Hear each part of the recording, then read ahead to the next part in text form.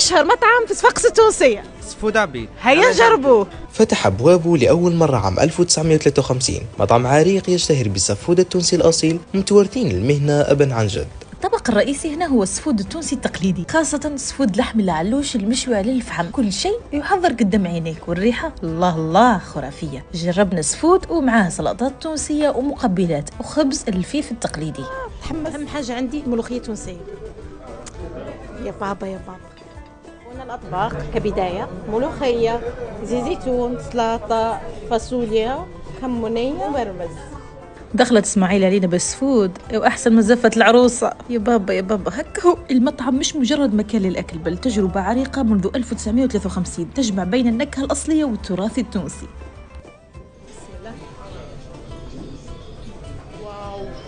ما فيهاش 10/10، يستاهل 100/10 صراحة. وضروك جا دوري باش نجرب.